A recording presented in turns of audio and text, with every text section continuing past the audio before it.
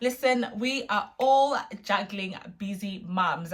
We're busy women, we are busy entrepreneurs.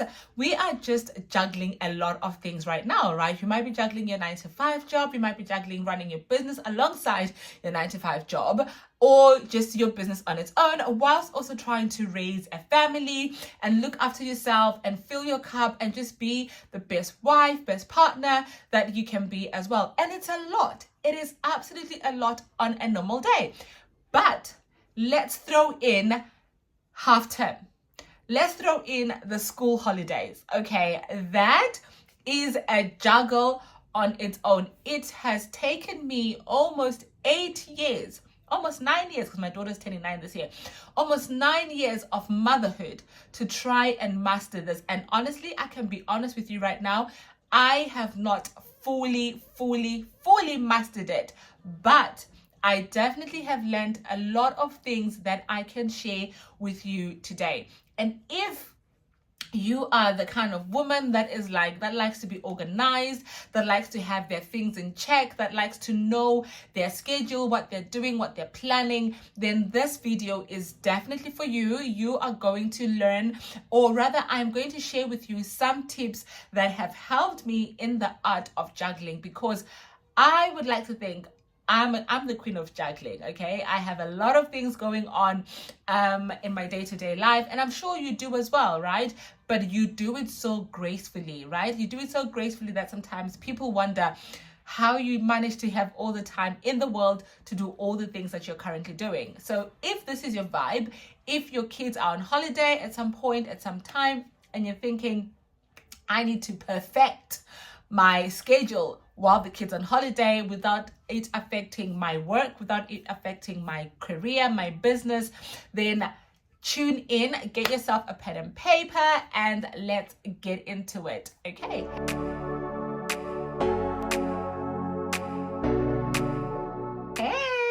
My name is Noni. Welcome back to my channel. I am the founder of the Highly Favored Women community, a community for women who are ready to elevate their lives, achieve their goals, and become the best version of themselves through the power of faith, vision boards, and strategy as well. Over here, we talk about motherhood, we talk about career growth, we talk about, faith, we talk about being the best version of yourself. We love self-care, we love looking after ourselves and making sure that we do the things that we love to do while we feel good and looking good at the same time. Okay, so today's video, like I said, I am going to talk to you, share with you some of the tips that have helped me in my motherhood journey. Don't mind this little one. She is annoyed with me right now.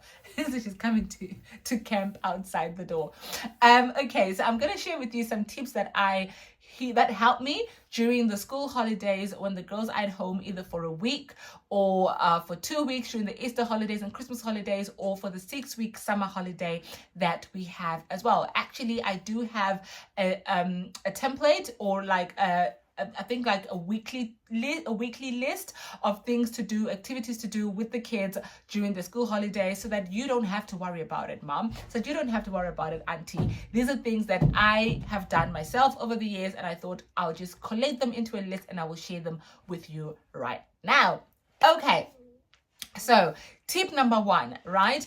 If you are a busy mom and you don't have to take the week off, right? You don't have to take all your 6 weeks off for the school holidays. You can take some time off, but at the same time, you can also work while the kids are on school holidays. And that's what I'm going to share with you. Firstly, when I started, right, when my kids were starting school and I was now working, I had now gone back to work, I was stuck in this, I've only got 28 days of holiday for a year, and these kids go for holiday for more than 28 days. How am I going to juggle this, right? So at first I used to take that whole week off so I can spend time with them, because why not? I want to do things with them and activities with them.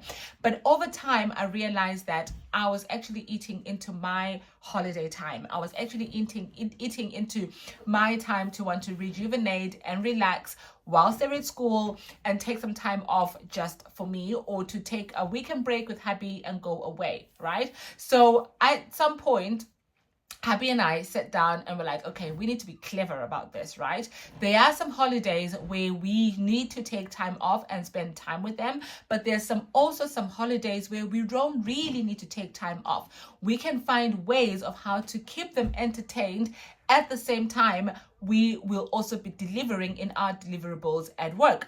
And this is where this video comes in right now. Number one, if it's a 1 week holiday, mom, you don't have to take the 1 week holiday. Honestly, you don't have to. Find some activities that will allow you to still work and the kids to do something as well. So, for example, plan some play dates with their friends. Throughout the school term, the kids are making friends at school, they're playing with their friends, they're talking about, oh, we need to play together after school. Even you as moms, when you're waiting outside, the school gates for the kids, you'll be like, yeah, we should do something. Well, this is the time to do something, okay?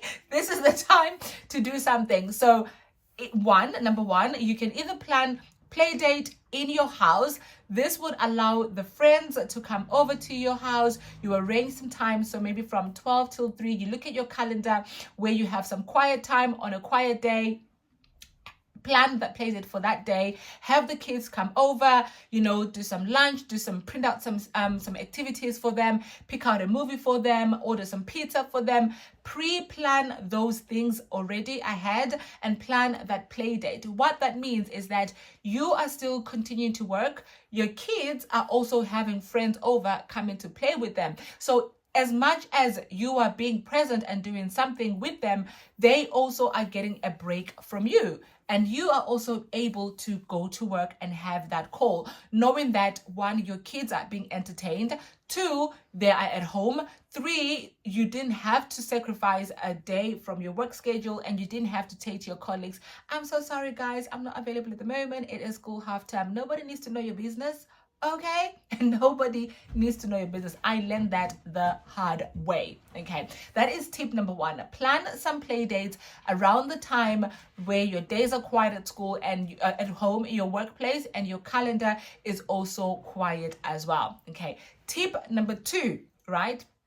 Tip number 2, I mentioned earlier that Habi and I sat down and we talked about, how can we be clever about the holidays? And so when we sat down, we're like, okay, there's the 6-week holiday, right? I'm going to talk about the 6-week holiday now. There's a 6-week holiday. There's no way that we can take the full 6 weeks off and spend time with them. At the same time, there's no way that both of us should be off at the same time. Right? It's possible if we are going away on holiday, both of us have to take time off, but also we can be clever about this. So what Habi and I do is we sit down and we're like, okay, we've got 6 weeks of summer holidays. If we are not going anywhere, we will then split that out. One will take 1 week off and another will take a week off, but at alternative times, so that at 2 weeks out of the 6 weeks, the kids have one of the parents at home and they're able to do activities and we're available full time. And for us, this works well, very, very well. So my hubby takes the first week off or the second week off, depending on what it is. And he will plan activities for him and the girls to do whilst I am working. Right? And I will do the same in turn. I will plan activities with them for that week that I am off, and hubby will be working and we will do something. And therefore the kids don't feel like they're really losing out on spending time with either of us. And at the same time, they don't feel like we are not doing activities with them as well. That is tip number 2. Sit down with your partner. Now, if you are a single parent, right, you might be thinking, well, I ain't got no one to share that load with. Well, I'm sure that you have some friends, some sisters, some cousins. Try and find time with them where you can send the kids away, which really brings me to point number 3, where you can send the kids away for a week, right? I am blessed to have some amazing sisters who, once a year, they will say, okay, maybe over the summer holidays, they'll be like, okay, bring the kids over to us for a week so you and your hubby can have a break, and you can also have a break. It's not always that we have, that you might not be this blessed to have family and friends around, but you have a community. You have those friends that are your mom friends that you commune with. Those are the people that you really should lean on in that case. It might not be the full week. It might be just a night away. It might be 2 days away. Or it might be, 3 days away. But you allow the kids to go somewhere so they can experience a different environment. I remember when we were growing up, okay? We used to go to the village, okay? Like when I was young, like 5, 6, we used to go to the village, okay? The day school closes for 4 weeks back then. We used to have 4 weeks holidays every 3 months. The day school closes, my grandmother would send us to the village, okay, for 30 days, and we would come back. It was lovely, it was nice, we would do something. But obviously as we grew up older and we're like, nah girl, I ain't going to the village, I want to stay in the town, okay, then things had to change. But do send your kids away if you do have family around, so that you can get that break, and they can also get a break and also get to do something different outside of their normal schedule. Tip number 4, you don't have to reinvent the wheel, mom. You don't have to try and do something different outside of your normal. If your kids already have activities during the school term, and those activities don't stop during the school holidays, so they might stop maybe during the summer holidays, or they might stop during the Easter holidays, because it's Easter holiday, so some of the activities might stop. So for us, our kids don't have activities during swimming during the Easter holidays. It actually does close for like a week, and they let us know in advance. But if you have such activities that can continue during the school holiday, do not stop them from going just because they are off school. That is also an activity that Maria, don't do that. That is also an activity that they can get to partake in, right? And that also gives them something to look forward to during the day. Okay, so don't stop taking them out for their activities just because it's the school holidays. If the activity is still carrying on, continue to take them for that activity as well. It is part of an activity. It should be on the schedule. Okay, so tip number 5. Okay, where do I even begin with tip number 5? Plan out your week in advance. I mentioned on one of my TikToks, if you're not following me on TikTok, find me there, highly favored woman _ me and the girls and my husband, we sit down at the beginning of like maybe 2 weeks before they go for school holidays, and we plan out. You see, I told you that I have my own worksheet of activities that we can do. I sit down and I will literally, during the night while I'm putting them to bed, I'll be scrolling half-term activities, school activities to do with the kids that are cost effective. Because if there's one thing that the school holidays will do, is they will cost you money. They will chow your money. So you have to plan activities that are also cost effective for you. I will talk about money in the next point, but you have to plan activities that are cost effective for you. So for example, we sit down, like I said, and I look at, okay, what activities can we do, right? So there's the trampoline place, right? They've got the trampoline place. They've got some museums, right? Local museums. You've got some parks that, the local park that maybe you've not visited, but is actually nice. It's got more things to do.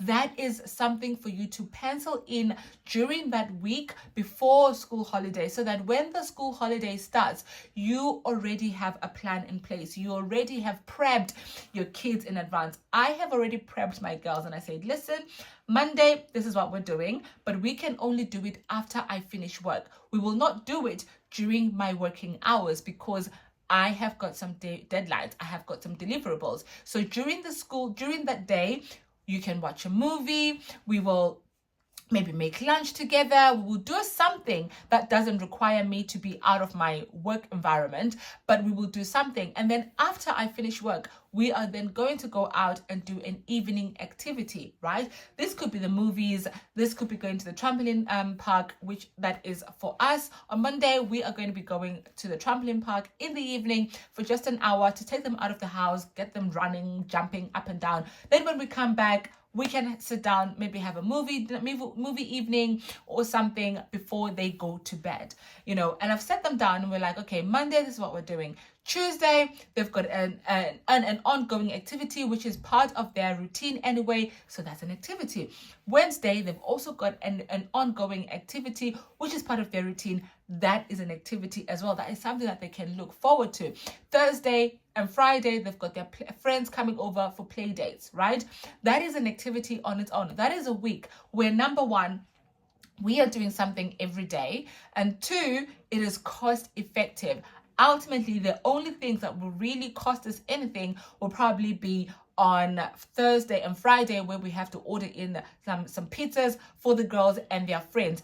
Everything else doesn't have to cost anything. We are doing things that are part of our daily lifestyle and our daily routine as well. So if you are a busy juggling it all mom, you know, juggling it all woman, and you are trying to figure out how to find the balance between showing up at work and balancing the school holidays with the kids, I hope these tips have definitely helped you or given you some sort of idea of how to plan for those school holidays with the kids without, one, breaking the bank, two, without sacrificing your annual leave days, and three, also ensuring that the kids are also getting some activities and they're able to do some things for with them as well. And some of the things that you can do also at home is plan some baking.